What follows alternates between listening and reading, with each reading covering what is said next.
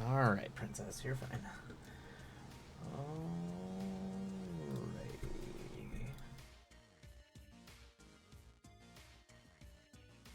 There we go. Hello, hello, hello. Happy Thursday, everybody. How goes the Thursday? Kaiju, welcome in. It's good to see ya. Hope the day / evening is treating you well, as my child is beating my microphone. I know, you're fine. Yep, you're just doing your thing. Alrighty, make sure I got all my stuff up here and good to go. Oh man, I know, you're fine. I'm so behind. I did not get any of my morning writing done today, so it is going to be catch up on stream. All right. Bum, bum, bum. I know, you've got to settle, child. All right. Come here. Oh. She's been in a mood all day, so I have a feeling this is going to be the tone of streaming for the day.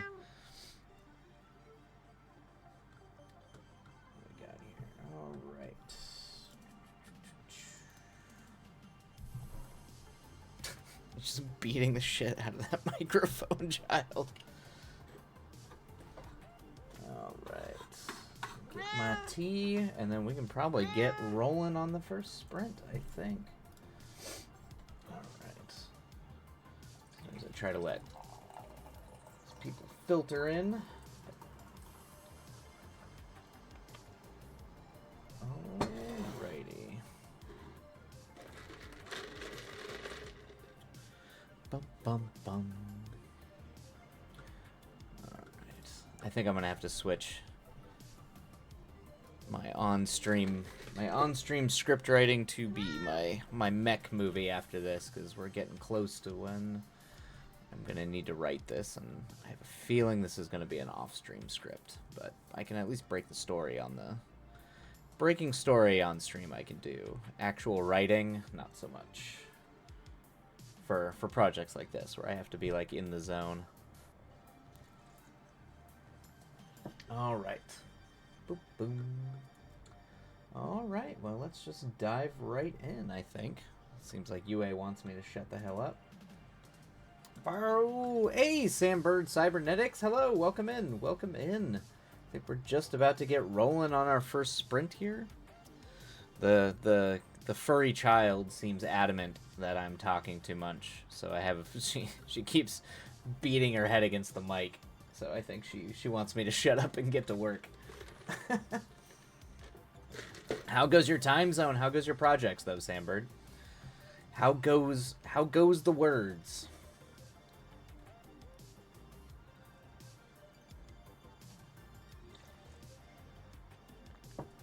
Oh.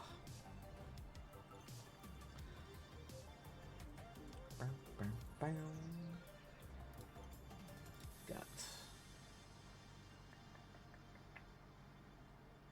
boom, ba boom. All right. Oh, okay. Time to. I think I got everything loaded. Got way too many windows open. Way too many windows open. Sambird, she's adorable. Good luck. You had a breakthrough. Well, that's huge. These last few days and got some writing done. Have been having bad block though. That's great that you were able to have a breakthrough. But some, like, the multi-day writer's blocks are the worst. The ones where you, like, really feel stuck. I always have to switch projects just because it's like too defeating for me, and I feel like I just can't, so I have to, like, switch to something else for a while. But I get that. Like, I'm glad you were able to make the breakthrough, because nothing is worse. Nothing is worse than being in the middle of a thing and just not being able to figure it out. It's part of the process. Like, it's kind of a thing you have to know that it happens to everybody and try not to be too hard on yourself about, but that doesn't make it any easier in the moment, because you feel so helpless when you just can't make it work. So I am glad you were able to overcome, and that it's like, and I feel like that's how it always is, right? Like when you have the breakthrough, it leads to an entire sort of the fountain of all the pent up like creative energy flows out, so you're able to like actually get a lot done for a few days, which is really nice. Um, I guess that's the reward of it after having been like having bad writer's block for a while. All right.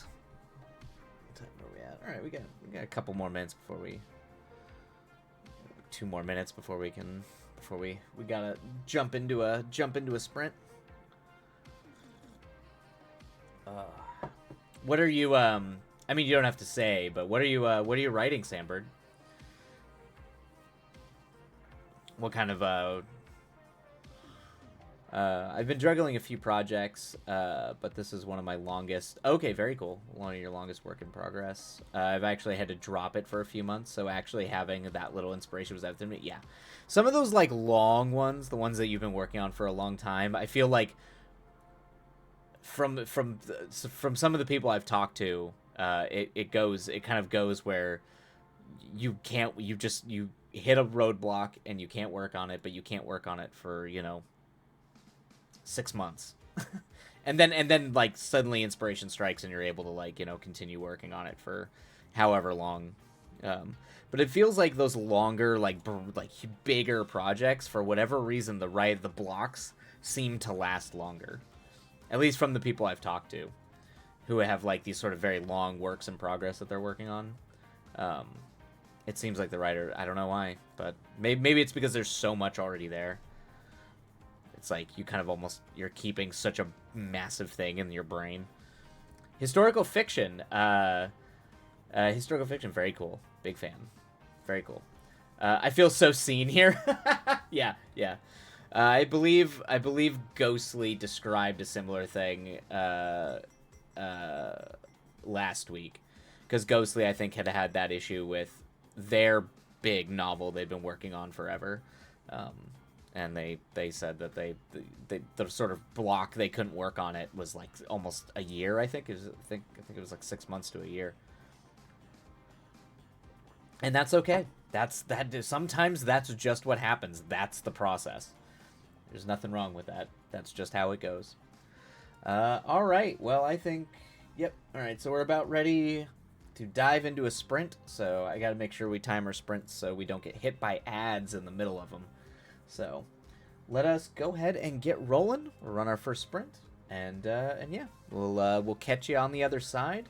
For those of you who are writing, I hope it is a productive sprint and you get a lot of words done. And if not, don't sweat it. Sometimes that happens. All right. Happy writing, everybody. We will catch you on the other side.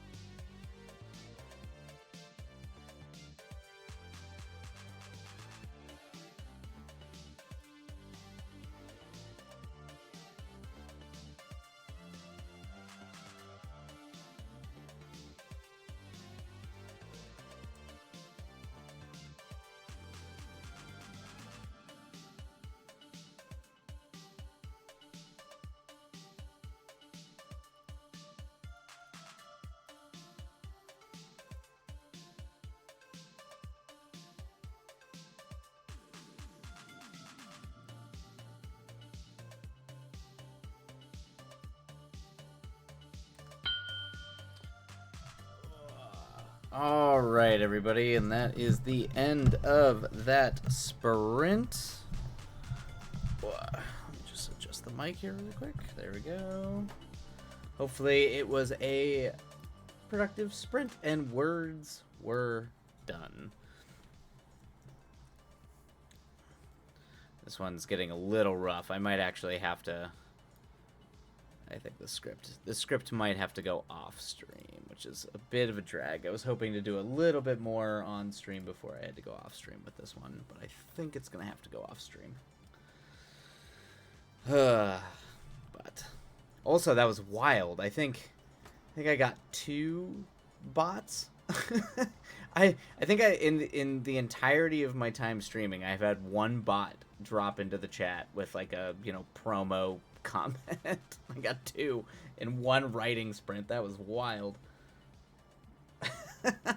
Good times.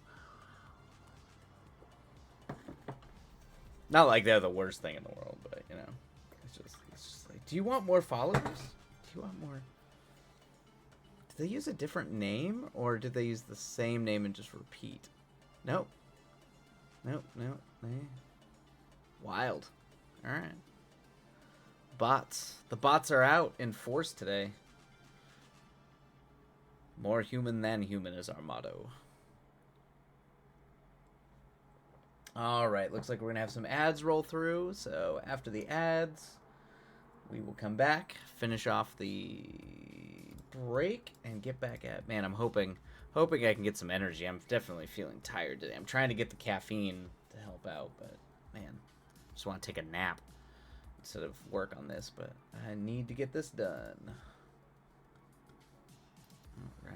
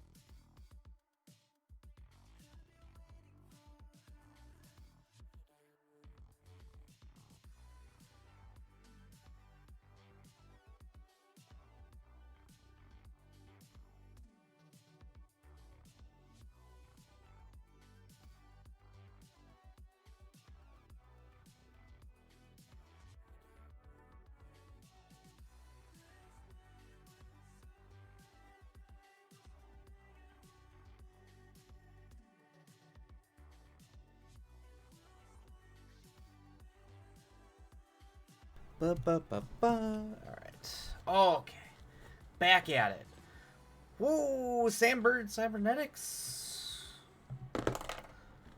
Boom. I've been meaning to ask.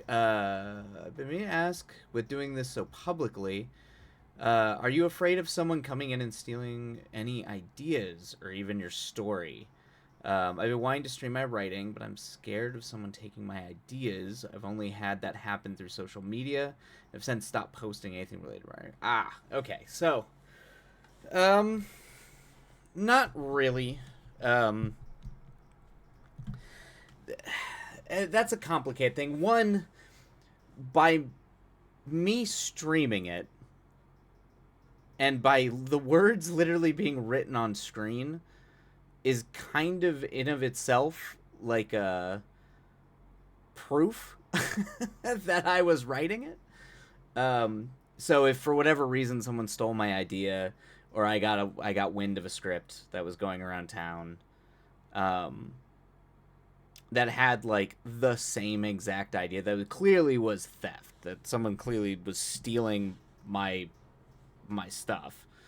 Um, the stream itself actually offers kind of a proof of me working on it, at least if it comes to completion. Um, it kind of creates a recorded history of me being working on it. And if you can prove that they watched the stream and that sort of thing, like there's projects I don't work on stream for that very specific reason. The ones that I do work on are very hyper specific, that I don't think anyone would steal from me. And in all honesty, like, I actually don't think theft in that way happens all that often, particularly in Hollywood, because there's so much litigation around it. It does happen. It's not like it doesn't, and it's been shown to happen before. But I guess it's weird. I guess I'm just not afraid of it. You kind of burn through so many stories anyway when you're trying to write to get things made, that if someone steals your idea and makes something with it, more than likely, if you can prove it, then go for it. But if not, it's just, they just took your idea, did a different thing with it, and some producer liked it, and then went and made it.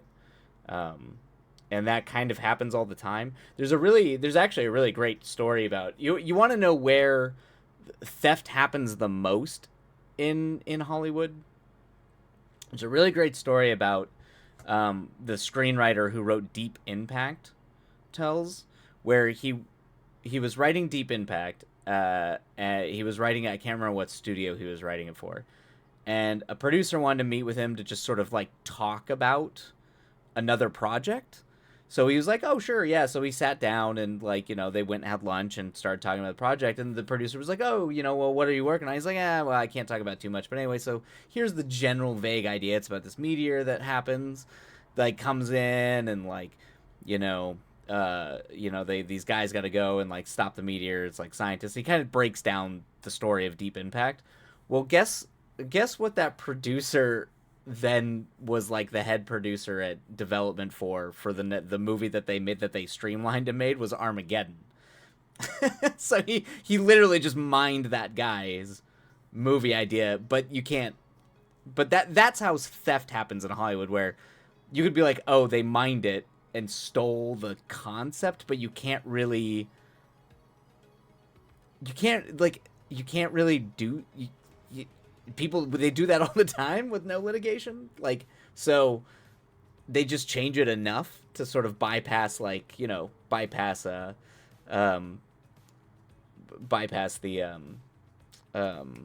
audit process. So the WGA is like, different story, kind of can't do much about it. But that happens. That's the kind of theft you see happen in Hollywood a lot. It's very rare that someone's going to steal an actual screenplay. And luckily, the kind of stuff I write is for writer-directors, so they don't tend to, like, steal it. But I will say, there are films and scripts I write that I specifically write off-stream.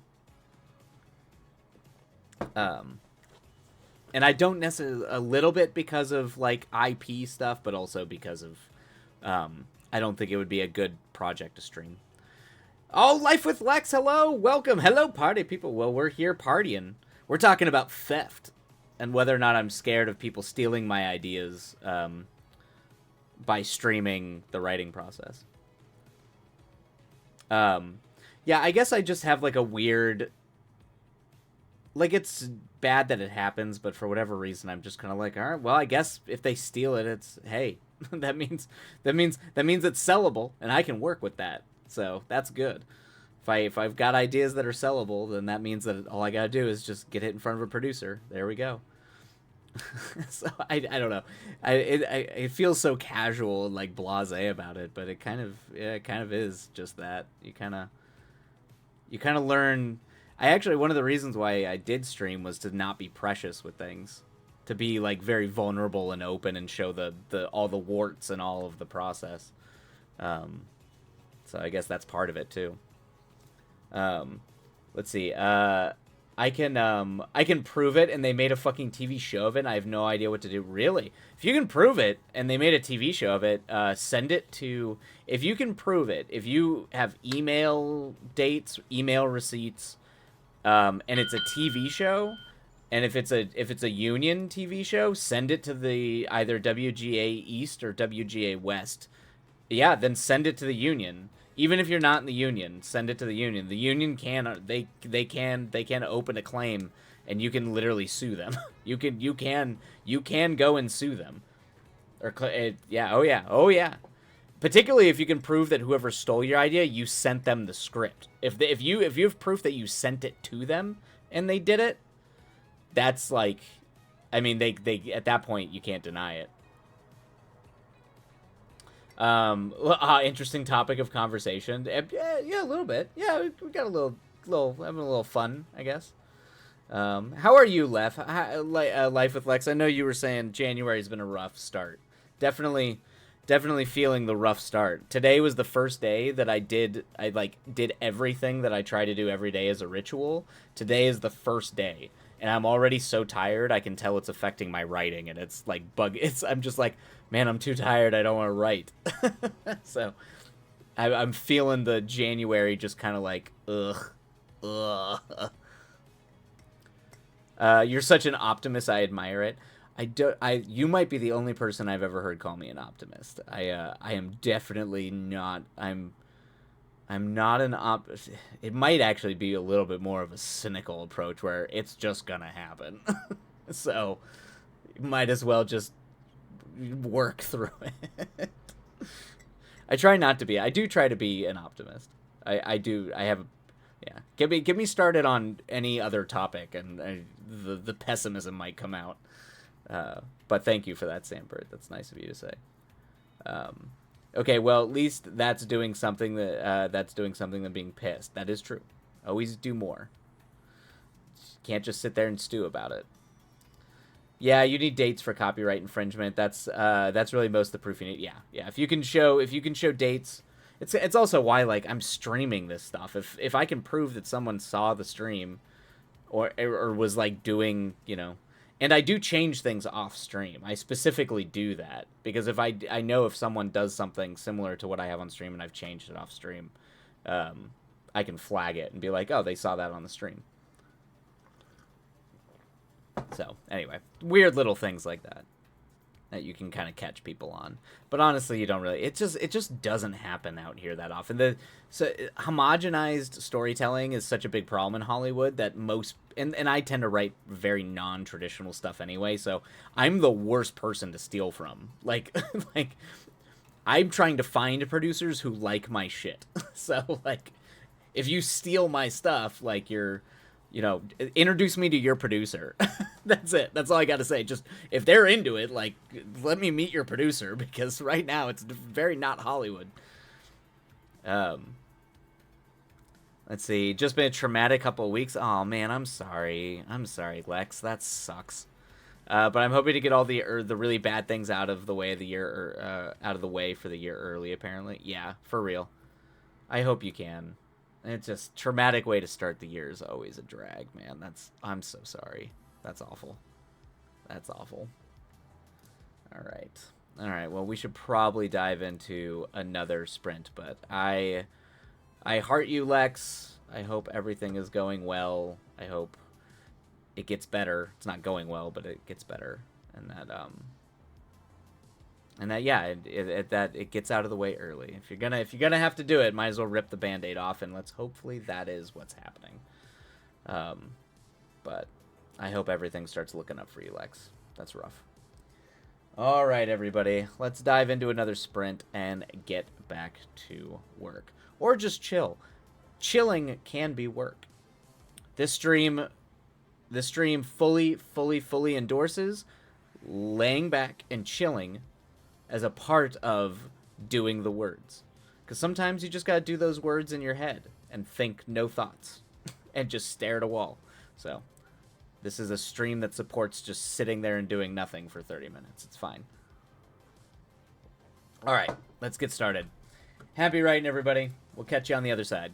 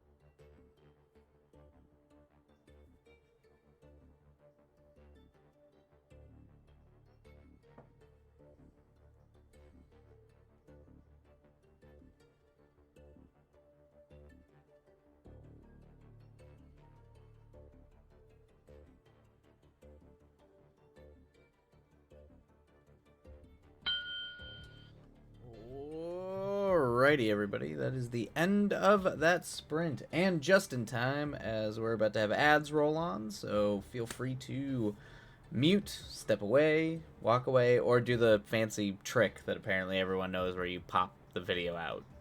Or do something. I don't know. Someone had like a trick for like popping it out. Popping it out so you don't get hit with the ads. So do the trick, but if not, we'll see you back in like 2 minutes. Because Twitch is going to have to do capitalism and yell at you about buying stuff you probably don't want. Because that's what Twitch does. But I hope that was a great sprint, and we'll see you back here soon for everybody who gets sucked away by the ads. Bring the music down a little bit. Boo, boo, boo. And start the break. Boo! Capitalism. Yep. Yep. Yep. We be a writing stream, not a political stream, but definitely on the... definitely, you know, just as my father would call me, Pinko Kami. So I unabashedly, this is an unabashedly left-wing stream. So no shame in that. No shame in that. But yes, yeah, I don't know. It's so weird. It's so weird because I know that that's like, it's definitely not a focus to stream and all that stuff, but particularly when you're writing and doing creative work, you know, I despise the concept that, you know, leave politics out of it, because like that is literally the definition of the politic. The politic is literally the public. Like you can't, it's impossible. Like politics infuses in all things, including art. So it's unavoidable. These be unavoidable aspects. So if we want to discuss our art or the craft that we work, inevitably we'll find ourselves discussing topics we don't want to discuss, or that people sometimes get uncomfortable discussing. I don't mind it that much. Lord knows in my actual life, I'm a pretty rabid babbler when it comes to politics, but yeah. Shopping, rent. It's not fun, guys. It's not fun, everybody. It's not fun. These things are not fun. Wish we didn't have to live with them. There was a great, if you're ever interested in, like, kind of the anthropology of film, like, kind of the history study of it as it's affecting things culturally, particularly as it was, as it is now, and what its possible future might be. Patrick Willems is a really good resource on YouTube. And he's kind of been doing this like big long series about content, like essentially the transition of talking about like art, and now we talk about content, and how that's kind of like a corporate branding thing.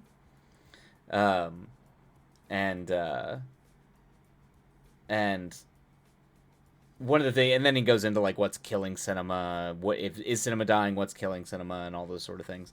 And one of the complaints is capitalism killing cinema, and he's like, well, yeah, but I'm not going to focus on that because that's like the whole thing. Like cinema worked okay, it had its problems and was still susceptible to capitalism back in the old days. It's just worse now. But he was like, yeah, I can't like focus on it being capitalism because it's always existed in capitalism, but the sort of implications of capitalism, or at least the incentives of capitalism, do inherently lead to the destruction of art as an art form, as a form of communication. It literally functions as a commodity, which is now probably why. We've adopted corporate speak by calling things content instead of, you know, art or a movie or music. It's just content. The commodification of art. Art's always been commodified, but now it is like by definition, we're trying to remove the prestige of it. So now it is like literally what you buy in a Target. In a way, like psychologically, that's what it's trying to do using language. One time I offered to take this older couple's photo at a restaurant because they were taking turns instead of being in. Oh, okay. And the man looked at me and was like, "Are you one of those socialists?" Oh my god, sounds like my father. Sounds like my father. Are you one of them socialists? And of course, I would just be there. I'd be like, loud and proud, baby. Loud and proud. Like, I'm sorry, sir. Would you like a dictionary? I also would just be like, I'm sorry, sir. You wanted your picture taken? Like, what does that have to do with anything? What was the YouTuber's name again? Patrick Willems. Patrick Willems. Yeah, if you like type Patrick Willems in, you'll see he's a pretty big channel. He's like a big movie guy, so he does like a lot of movie commentary stuff, but very specifically the sort of broader deep dive essays about like the death of the movie star, what's killing cinema. I think he started, and he goes into AI too, and how AI kind of like, because AI is like directly antagonistic to the arts if you think about it, because the whole point of art, outside of like commodification and making money and capital, but if you think about art itself, art is literally communication. It's a way that human beings, a very unique way that human beings communicate with each other. We communicate ideas, we communicate life experience, we communicate, just general themes, emotions. Like, all these things are things that as human beings we communicate to each other through art forms like painting, music, film, whatever it might be, writing.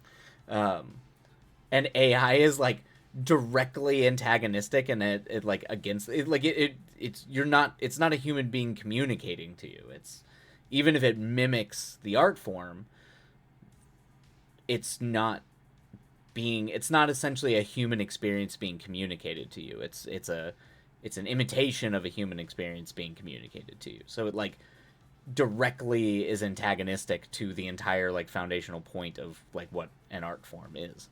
But it actually makes sense why they're pushing something like that. If you treat the arts as a form of like commodity or commodification, then of course that's going to seem like the next logical step. And essentially now we can refine it, we can make it better, we can make it more entertaining by refining content, make it easier, and blah blah blah blah blah. That sort of thing. So it actually points out a directly like philosophical difference between the way certain people think about things. Why you have like tech quote unquote techno bros or technocratic people who think that like essentially it's gonna save humanity by turning everything into machines. And then you have, of course, the opposite side of that, which is techno it's almost like the Miyazaki side of things, where it's just like industrialization was a mistake. I don't think Miyazaki goes quite that far, but he comes close a little bit. But there is kind of the direct opposite, where it's like we have lost our way. And of course, like, I don't agree with either of those positions a little bit. Even Miyazaki gets a little too like anti, like technology is good. It actually like keeps us alive longer. There are things that are good about it, but the sort of commodification of it, and also the environmental disaster, like the sort of environmental decay that comes with industrialization, is a thing that needs to be addressed. That is a direct like that is a problem. That is a direct problem with technology. And now it's just even being a human being is a problem to technology, which is scary. But yep, turning art into another cog in the machine. Exactly. Yeah. Yep. I mean, that's what it all is. It's because at that point you think it runs efficiently. It's not unpredictable or faulty or flawed. Um, but it's also just an excuse to sell things. Because that's what we want to do. We just want to sell. Like, that's the whole point. It's to sell, sell, sell. But I do agree with him that I don't think that it's like that. I think we're advertising and branding and what's being like given to audiences is dictating what audiences think they want. And I don't think it's necessarily true that like, well, I do think to a certain degree audiences rejecting watching risky movies or quote unquote not just like popcorn things that are easy to digest. I think if we gave people more options, and also there wasn't the sort of financial and time pressure that we have now, where it's expensive. Taking a family to a movie theater is really expensive now. Now and it's not more expensive than it used to be. It's just with inflation, the wages have not kept up with inflation, so it seems like it's more expensive. Even though if you keep up with inflation, a $15 movie ticket is a $5 movie ticket from 20 years ago. But obviously, wages have not kept up with that, so it is a bigger financial burden, especially if you have a family. And then you have, of course, the sort of time constraint. So you're more willing to bet on a dumb thing that you've seen a million times before that you know you're going to enjoy than like a riskier thing that you're not sure you're going to want to watch, which is part of the problem. But that's also the sort of like hustle post, you know, uh, end stage capitalism element where we're all just like head in the sand, just trying to barely survive. That's all of that leads into the problem of like people engaging with the arts. Absolutely, the environmental impacts of AI alone, let alone the industrialization as a whole, was wild to me once I started looking into it. Oh yeah, oh man, the energy outputs and things like even just like cryptocurrency and all that kind of stuff, just the sheer amount of power and pollution by proxy of power that those things take is insane. It's insane. Like it's bad. It's really bad. But yeah, that's a that's a that is a that see this is where the pessimism starts coming in a little bit. I start turning into Miyazaki and just getting grumpy and angry, and I'm just like, human beings are foolish. We're all just fools. Like the sort of the misanthropy of Hayao Miyazaki starts to come out. Which must be fought at all costs. Try to retain some semblance of optimism. All right, everybody. Let's go ahead and dive into our third sprint. Hopefully, it is a good one. Hopefully, you do not dwell too much on the destruction of the environment at the cost of industrial capital. don't don't focus on that. All right. Happy writing, everybody. We'll see you on the other side. Yeah, no promises, right? Yeah, it's always in the back of our brains. All right. We'll catch you all on the other side. Happy writing.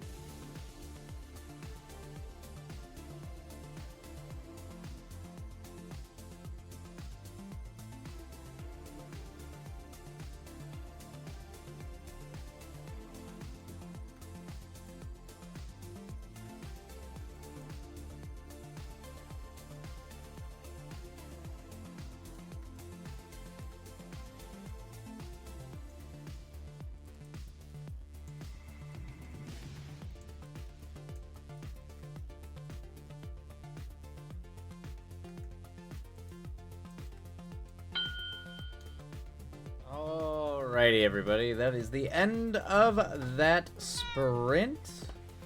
Let me go ahead and bring the music down really quick. And Princess is here saying hello to everybody. Princess is making her voice heard amongst the stars. Or at least the internet stars, that is. There she is. Alright. Alright. I am going to... Let's see, I'd be a clown car or a hearse. Both of these are appealing. A hearse. I think the hearse... I mean, a hearse... Hearses can be a lot of fun. Not for the obvious, like, morbid, you know, like, death thing. But, like, the Ghostbusters car was a hearse. You can do a lot of cool things with a hearse, to be fair. Clown car, too. Clown car, too. I could see both. I could see a souped-up hearse or a clown car, for sure, Ghostly. But yeah, it's an interesting question. What car would you be if you were a Transformer? Yeah, definitely no. There's a part of me that's like, my dad's Cool Z. It's like, no, dude, you're the hippie van. You always have been the hippie van. All right, I'm gonna run some ads really quick, and we'll be back in 2 minutes. For everybody who gets hit by ads, feel free to mute. Go make yourself some tea, and then we'll get started on the final sprint of the evening. Oh, no, an Oldsmobile. Oh, I had a buddy of mine who had an Oldsmobile, and that was amazing. Oldsmobile? It's, I think it's pretty close to how it sounds. Yeah, it's Oldsmobile. Yeah, Oldsmobile. Yeah. Yep, spelled like how it sound.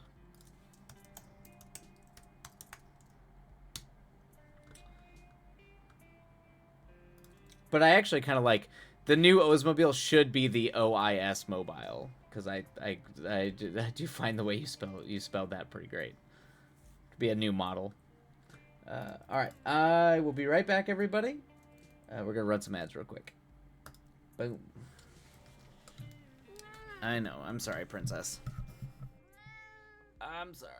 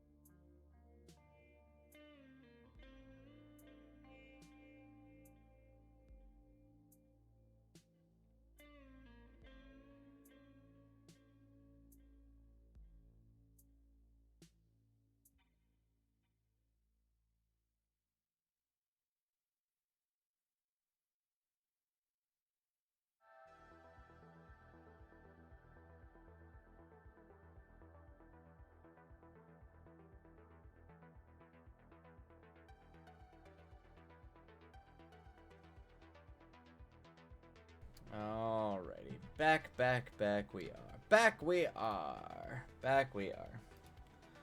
Let's see. Why is my chat paused? What's happening?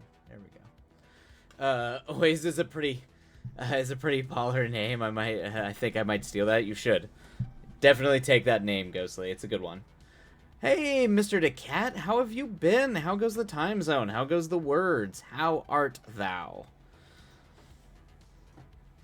I can tell you one thing. I am exhausted. I am ready to take a nap. That is like, that last sprint, all I could think about is taking a nap. The caffeine is not working. Although today has been the first day back on my like full general normal schedule where I woke up at the normal time and did all my usual routine stuff, so that's probably why I'm so tired. But I was like, oh, I need to get my writing done earlier in the morning, because, whoo, you get to this age, you're just, I want to go to bed. I would like to go to bed. It's way too early to go to bed, but I want to go to bed. Boop, boop, boo. All right, ads are over. Hopefully everybody is back. Princess is shouting to you all, hoping that you're all doing well. Or just complaining about me, which she could very well be doing right now. For talking and streaming versus petting her and, you know, all the other my other jobs. It's always bedtime if you try hard enough. Exactly, Life with Lex. That's 100% true. It's always bedtime if you try hard enough. Yeah. The only problem is then I wake up at such an insane... I wake up at such an insane hour. You know. Then I'm up at like 2 a.m. because I already...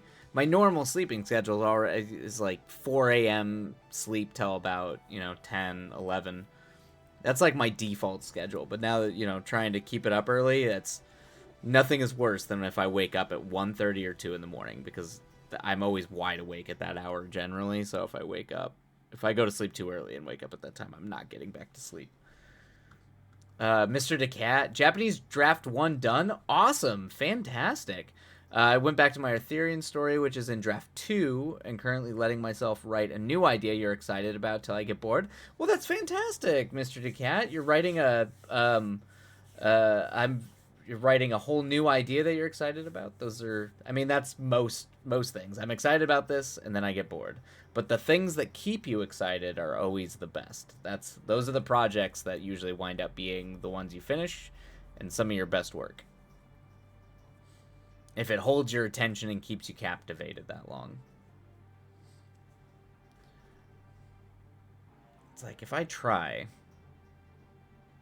very hard, can I be captivated by this script to the point where I don't want to fall asleep?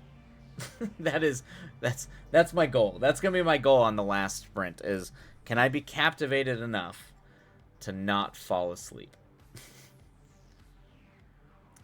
Someone told me I need to take a break from a done draft before going into draft 2. Yes, I think it's a very good idea to take a break. I definitely take extended breaks between drafts because you need separation to be able to to critically come back to your work and not feel quite as close to it. It usually gives you it gives some breathing room to let it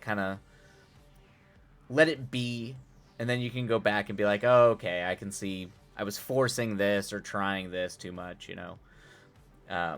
It's always a smart idea to kind of separate yourself between drafts.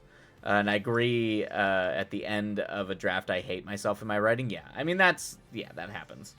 Sometimes you're just so sick of it. But sometimes you might be pleasantly surprised if you go back to it and realize what you wrote was really good. Sometimes that happens too. Actually happens more often than not. Lex, I need a minimum of a month between drafts. Yes. Yep. Yeah, I go between 1 month and 6 months, usually. But it's also helps because with scripts, you send them out to get read. So usually I'm getting notes back intermittently sometimes, and I usually try to give like a 4 to 6 month window. So like a lot of these scripts that I'm writing now, I'm hoping that I can work on a second draft of them by the middle of the year. If I can finish them in the next, if I can finish this script at the very least by February, and then the Mech trilogy I'm writing, if I can have that done by March, then hopefully by the end of summer I'm getting notes back and I can work on those drafts. I can start working on the second drafts and try to get those drafts polished, and for the most part polished into a good place that I can send them out. Send them out for like consideration at the end of the year is the goal. During draft 1, the plot always falls apart at the end, or that's what happens during the last 2 first drafts. Oh, interesting. Do you have your endings in mind, Mr. DeCat? Like when you write, do you have the kind of the ending already in your head, so you're like writing towards it, or do you just kind of, as you're working the plot out, that's kind of when the ending comes to you? Okay, so normally you do have a good idea. Yeah, that makes sense. That's the thing, is I can't write a script unless I have the ending. I've always been one of those people that, like, I tend to get the opening, or at least the something about the beginning and something about the end, and then for me it's about figuring out everything between. Sometimes I work in reverse, sometimes I work from the front to the end, but I've usually, in most cases, I have a very definite, clear idea of how the script ends. Like, I know exactly how it ends, and I know exactly the mood and the tone and what it needs to be. And I don't think I could write a script without that. With the exception of, I did do a like discovery writing script I wrote during COVID. That I kind of broke that rule a little bit. But I think I still generally had a pretty good idea of how it was going to end. If you lived in a perfect world with perfect motivation, what's your ideal time frame from start to finish for a script? Oh, interesting. That's a good question, Lex. Interesting. If I lived in a perfect world with perfect motivation, I think from start to finish, so from like conceiving the idea to getting like a few rounds of drafts in a perfect world where I didn't work any other jobs and I could focus on this as a movie, I would prefer to be done and moving on into a production phase of the script at 6 months. And for like a bigger project, or a project that I think is more nuanced and takes more time, a year. I start getting very grumpy anytime I'm doing drafts after a year. That's, if it's been over a year, like the folk horror movie I wrote that last year at the very beginning of the year, and then I just finished the second, like a full second half rewrite of it this year, and that made me very grumpy. That it took me 2 years to do that. So that's kind of, I'd say 6 months to a year is my like my ideal from start to finish. Ideas need need a loose idea of the plot before I write, but can't do detail outline for some reason. No, that's fine. I'm like that too. I'm still trying to get better at my outlines and trying to, like, because it saves you so much time and pain. But there's just so much that you get from discovery writing that it's hard for me to be too restrictive.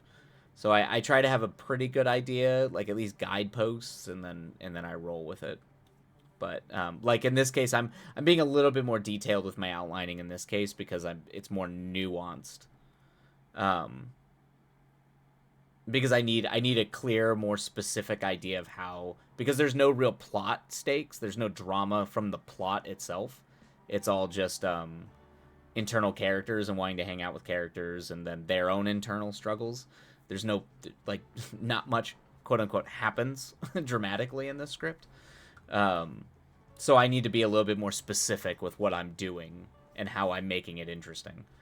So I'm trying to be a little bit more, like, detailed in my outline here than I usually am.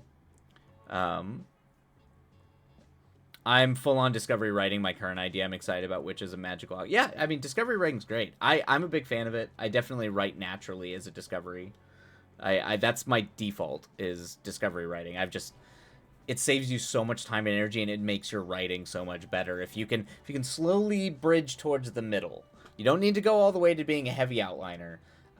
But I think, like, if you're a discovery writer, just like trying to push it towards the center, so there's a little bit of, you have some guideposts that you're kind of swimming through, is the most important thing, I think. So I like write the first part of an outline, then I write it. Okay, gotcha. Yeah, I've done that where I've only written the first act, and then I go from the first act into the script. I've done that. I don't do that as much anymore, but I have done that in the past. Oh, wow, interesting. I'm usually a pretty heavy outliner, but I don't really know anything about the ending till I'm entering an act. Really, Lex? That's interesting. That's fascinating. That is like the thing that my brain cannot handle. If I do not have an ending in mind, I will not be able to start the script. I have to know how it's going to end. I think it's because so much of my writing comes from just, like, what I want to say with it and what I'm trying to, like, extract thematically out of it. So I generally need to know, like, because I'm writing film and, like, it's a script, so I generally try to know what I'm trying to say at the end before I'm starting I'm actually sitting down to write it. I generally try to know at least what I'm saying and how I'm encapsulating visually, because it always comes in images. So for me, I usually have an image of how it's ending, and then what that says, and what can be extrapolated from that thematically. And that doesn't mean I don't discover things. I discover, most of the time, I discover half the thematic nature of the story from writing it, but I usually have a very core principle ending. I love it, but hearing about how other people, yes, yeah, it's fascinating to me. I love it. It's cool. It's so cool to me to think that you can write a story and not know how it's gonna end. That's fat. I mean, because at that point you literally are discovering the ending as you're writing it. That's super cool. That's really cool. Um, and it was my first female main character. Oh, interesting. Yeah, yep, yeah. Based on a TV show characters you like. Got it. Got it. Got it. Yep. Yep. Yep. Yeah, it's always good to have that too. It's good to have that outline and just discovery write a little bit, particularly if you're writing like a type of main character you've never written before, to just kind of slowly feel that out and try to like dig deep into it. Oh, very cool regarding the images. Yeah, it's all images. Like most of the ideas slowly come from images. It's usually vague concepts of esoteric ideas I want to explore, or I get an image and I'm like, that's a cool image. How can I extrapolate on that? And is it worth extrapolating on? Let's see here. I had a dream I want a base, an idea from. I was a soldier in a sci-fi base fighting a swarm of creature while people flee into Protel, which ends with me flee. Okay, into Protel and waking up somewhere crawling on walls. Oh, that's cool. Yeah, I mean that's a great, yeah, dreams, images, things like that. Those are, I don't know. Sometimes some of the most weirdly inspired ideas can come from that. So I don't know. It's how I roll. All right, everybody. Let's go ahead and get a rolling on our last sprint of the evening. Princess is telling me to shut up, and she's trying to attack the mic. So I think it is time to write. So happy writing, everybody, and we will catch you on the other side.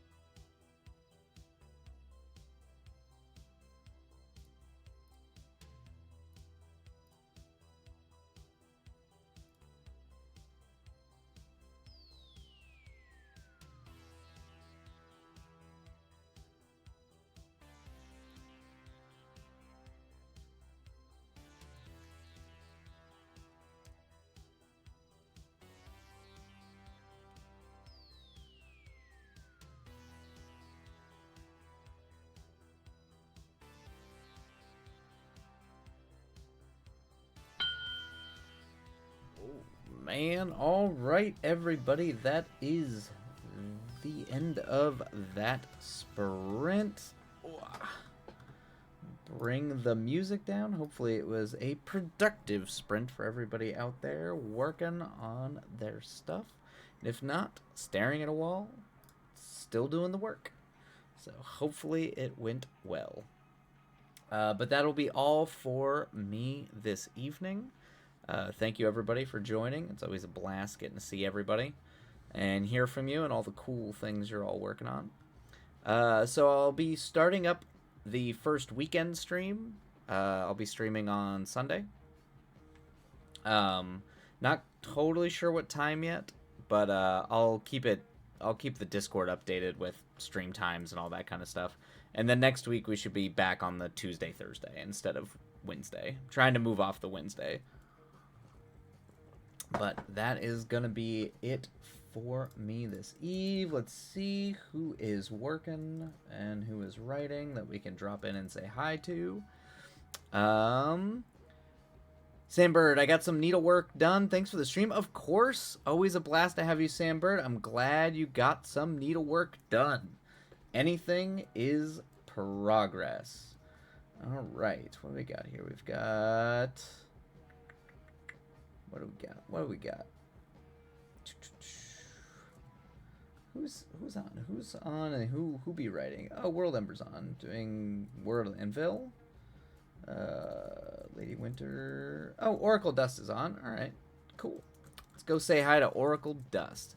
Everybody, I hope you have a absolutely fantastic eve, and we will catch you all hopefully on the weekend. If not, we'll see you all next week.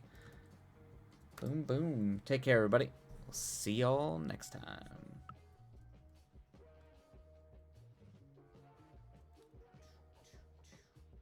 And away we go.